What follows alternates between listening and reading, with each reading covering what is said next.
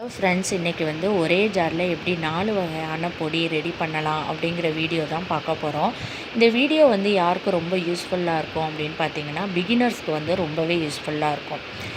எப்படி ஒரே ஜாரில் வந்து 4 வகையான பொடி வந்து ஸ்டெப் பை ஸ்டெப்பாக அரைக்கலாம் அப்படிங்கிறத பார்க்கலாம்.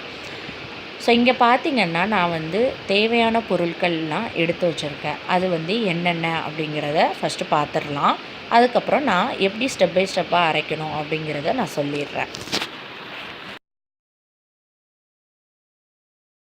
இங்கே பார்த்திங்கன்னா, ஃபஸ்ட்டு வந்து நம்ம ஏலக்காய் வந்து ரெடி பண்ணிக்கலாம்.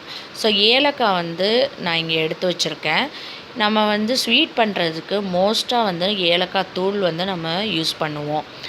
ஏலக்காய் தூள் வந்து கொஞ்சமாக தான் யூஸ் பண்ணுவோம். அந்த டைமில் வந்து நம்ம வந்து அரைச்சி போடுறதுக்கு முடியாது. ஏன்னு கேட்டிங்கன்னா, கொஞ்சமாக போட்டால் மிக்ஸி ஜாரில் அரைப்படாது. ஸோ அதனால் கொஞ்சம் நிறையாவே நம்ம எடுத்து அரைச்சி ஒரு ஏர்டைட் கண்டெய்னரில் நம்ம ஸ்டோர் பண்ணி வச்சுக்கிட்டோம் அப்படின்னா, எப்பப்போ தேவைப்படுதோ அப்போ நம்ம எடுத்து யூஸ் பண்ணிக்கிடலாம்.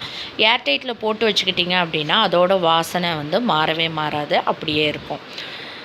ஸோ இங்கே அதுக்கப்புறம் பார்த்திங்கன்னா, கரம் மசாலாவுக்கு தேவையான பொருள், அப்புறம் வந்து பெப்பர் பவுடர் ரெடி பண்ணுறதுக்காக பெப்பர், அப்புறம் ரசப்பொடி ரெடி பண்ணுறதுக்காக சீரகம், இதெல்லாம் நான் எடுத்து வச்சுருக்கேன். ஸோ இப்போ எப்படி பண்ணலாங்கிறத பார்க்கலாம். ஃபஸ்ட்டு வந்து ஒரு ட்ரை கடாய் எடுத்துக்கோங்க. அதை அடுப்பில் வச்சு நல்லா காய வச்சுக்கோங்க. நல்லா காஞ்சதுக்கப்புறம் நம்ம எடுத்து வச்சுருக்கிற ஏலக்காயை நம்ம சேர்த்துடலாம். சேர்த்துட்டு இது ரொம்ப அதிகமாக வறுக்கணும்னு அவசியம் இல்லை. லைட்டாக அதில் வந்து சூடு படணும், அவ்வளோதான். சூடு பட்டதுக்கப்புறம் நீங்கள் வந்து லைட்டாக அதை வந்து கிளறி விட்டுட்டு நீங்கள் வந்து ஒரு பிளேட்டில் வந்து எடுத்து வச்சுருங்க. அது ஆறட்டும். ஆறுனதுக்கப்புறம் நம்ம மிக்ஸி ஜாரில் போட்டு அரைச்சி எடுத்துடலாம். இப்போ அதே கடாயில் வந்து கொஞ்சமாக மிளகு சேர்த்துக்கோங்க. மிளகு வந்து பார்த்திங்கன்னா, நான் வந்து ரசத்துக்கும் அப்புறம் வந்துட்டு அதாவது மிளகு தூளுக்கும் நான் வந்து ரெடி பண்ணுறேன். ஸோ அதுக்கும் பார்த்திங்கன்னா லைட்டாக வந்து சூடு பட்டால் போதும். சூடு பட்டதுக்கப்புறம் நீங்கள் அதை வந்து தனியாக ஒரு பிளேட்டில் எடுத்து வச்சுருங்க. இப்போ அதே கடாயில் வந்து பார்த்திங்கன்னா, நான் கரம் மசாலாவுக்கு ரெடி பண்ணிக்கிட்டு இருக்கேன். கரம் மசாலாவுக்கு வந்து சீரகம், அப்புறம் சோம்பு, அப்புறம் வந்து மிளகு, ஏலக்காய், பட்டை, அப்புறம் கிராம்பு, பிரிஞ்சி இலை, இதெல்லாம் போட்டு லைட்டாக வந்து வறுத்துக்கோங்க. ஸோ இது வறுக்கிறதுக்கு எப்படியும் ஒரு 2 நிமிஷம் நல்லா லைட்டாக மீடியம் லெவல் ஹீட்டில் வச்சு வறுத்துக்கோங்க. இதுவும் நல்லா ஆறட்டும்.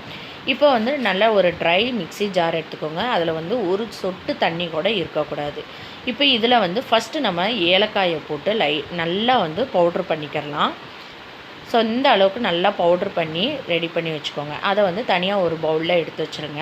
இப்போ அதே மிக்ஸி ஜாரில் வந்து நம்ம கரம் மசாலாவுக்கு வறுத்து வச்சுருந்தோம் பாருங்க, அதை வந்து நம்ம சேர்த்து அதையும் வந்து நல்லா வந்து பவுட்ரு பண்ணி ரெடி பண்ணி வச்சுக்கலாம். இப்போ இதையும் நல்லா பவுட்ரு பண்ணியாச்சு. இதையும் ஒரு பவுலில் எடுத்து வச்சுருங்க.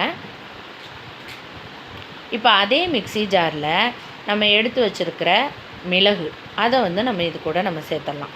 மிளகை சேர்த்துட்டு அதையும் வந்து நல்லா பவுட்ரு பண்ணி எடுத்து வச்சுக்கோங்க. ஸோ இந்த மாதிரி நீங்கள் அரைச்சி வச்சுக்கிட்டீங்க அப்படின்னா உங்களுக்கு வந்து எதுலேயுமே வந்து வாசனை வந்து அவ்வளோவா வராது.